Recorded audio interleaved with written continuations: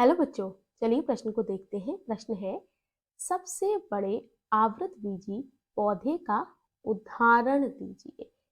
तो बच्चों, अगर हम इस प्रश्न की मुख्य अवधारणा की बात करें तो इस प्रश्न की मुख्य अवधारणा है आवृतबीजी पौधे। तो पहले बात करते हैं आखिर ये आवृतबीजी पौधे है क्या।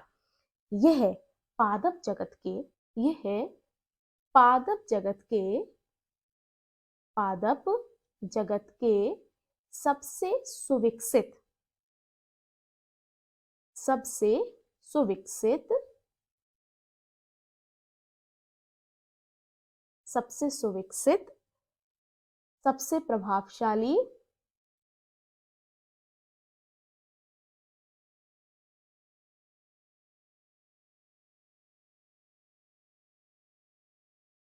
सबसे प्रभावशाली पौधे होते हैं या पादप होते हैं। ठीक है। और हमारी पृथ्वी पर सबसे बड़े और पुष्प और फल जो हैं वह यही पौधे देते हैं। तो हम यहाँ लिख सकते हैं, यह पौधे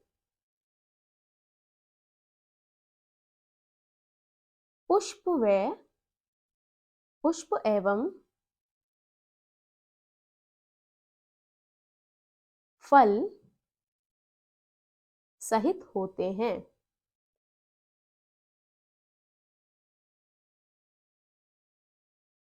और इनके बीज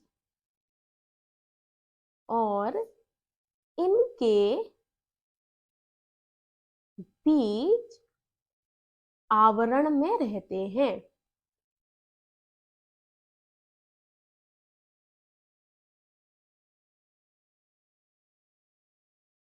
देखो बच्चों, क्या बात है इनकी आवृतबीजी पौधों की, क्योंकि ये जो पादप जगत है इसमें मुख्यतः 3 विभाजन किए गए हैं: शैवाल, ब्रायोफाइटा, ट्रेडियोफाइटा, अनावृतबीजी और आवृतबीजी।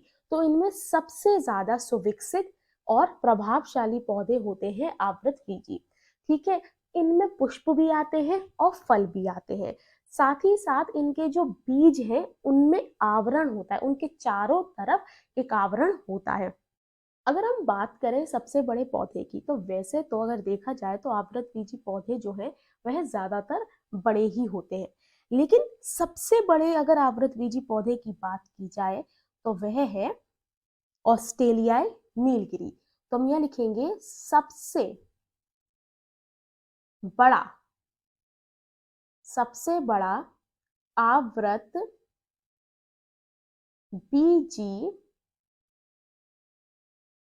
सबसे बड़ा आवृतबीजी पौधा है ऑस्ट्रेलियाई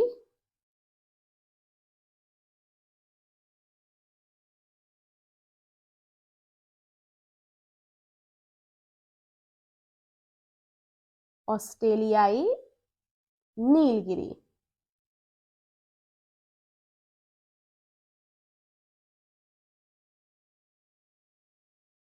अच्छा बच्चों, इसकी जो लंबाई होती है ना, या मैं कहूँ कि यह 110 मीटर ऊंचाई तक लंबा हो सकता है।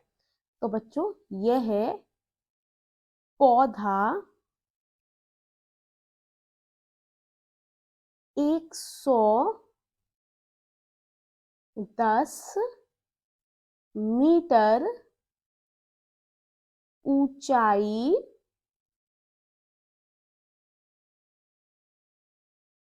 तक बढ़ सकता है।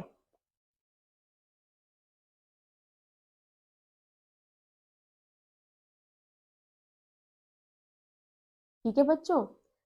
तो अगर कोई आपसे पूछे कि सबसे बड़े आवृतबीजी पौधे का उदाहरण दीजिए, तो सबसे बड़ा आवृतबीजी पौधा है ऑस्ट्रेलियाई नीलगिरी, जो लगभग 110 मीटर तक ऊंचा हो सकता है। तो बच्चों, मैं आशा करती हूँ इस प्रश्न का उत्तर आपकी समझ में आया हो। आपका बहुत बहुत धन्यवाद।